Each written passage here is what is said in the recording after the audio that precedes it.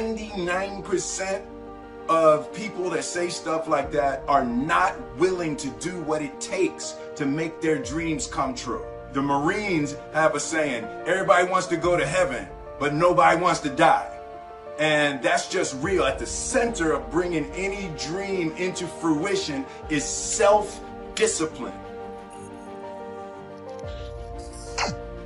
I believe that self-discipline is the definition of self-love. That when you say that you love yourself, that means that you have behavior towards yourself that is loving. You know, something as simple as food and eating, it's not about your body as much as it is about your mind. It's getting command of your mind to be able to choose actions that are in your own best interest. You cannot win the war against the world if you can't win the war against your own minds. Every day we are choosing, it's not in our own best interest. Right? So if the world is attacking you and the world wants to fight you and the world's trying to hold you down, so you're going to kick yourself in the balls? So you're going to stop yourself from getting what you dream. And I think the word discipline has kind of gotten a bad name. We think about it in terms of punishment. I'm not talking about discipline in that way. I'm talking about discipline in the sense that you forego immediate pleasure for the exchange of long-term self-respect. Self-love is, hey, look, I know you got a test on Monday, you know, and I know you really want to go out with your friends. It's Saturday night, you want to go out, but if you fail that test, you're not going to feel good about yourself. You know, I love you too much to let you go out tonight. Self-discipline is self-love. If you want to be happy, you have to love yourself, which means you have to discipline your behavior. The road to sustained happiness is through disciplining your behavior. This is what I believe, and I'm willing to die for it. Period. It's that simple. I know who I am, and I know what I believe. I know who I am, I know what I believe. That's all I need to know. And that's all I need to know. So from there, you do what you need to do. It starts right here. If I don't believe nothing, if I don't believe it, then nobody will believe it. I think that there's a certain delusional quality that all successful people have to have. You have to believe that something different than what has happened for the last 50 million years of history. You have to believe that something different can happen. It's almost a kind of innocence. I don't want to be an icon. I want to be an idea.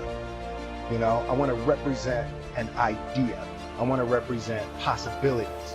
I want to represent magic, right? That you're in a universe and 2 + 2 = 4. 2 + 2 only equals 4 if you accept that 2 + 2 = 4. One thing that I truly tried to communicate in the interpretation of Ali is the complex simplicity of greatness, and how greatness is not this wonderful, esoteric, elusive, God-like feature that only the special among us will ever taste. You know, it's something that truly exists in all of us. You know, and I think what happens is we make the situation more complex. You know, the normal among us make it more complex than it has to be. Because we're looking for complexity. There's got to be something complex to understand. It can't be that easy. No, it can't be that easy. Fundamental and that big. Like there's a redemptive power that making a choice has, you know, rather than feeling like you're at effect to all the things that are happening. Make a choice. Like, you just decide what it's going to be, who you're going to be, how you're going to do it. Just decide. we tend to base our self-esteem on what other people think. And that's not really self-esteem. Self-esteem is supposed to be how we feel about ourselves. Other people's opinions is a really way to determine how we feel about ourselves. I can create whatever I want to create.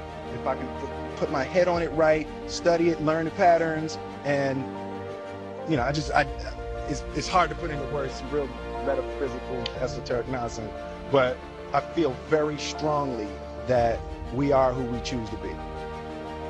There was one concept that I would suggest to people to take a daily confrontation with is fear.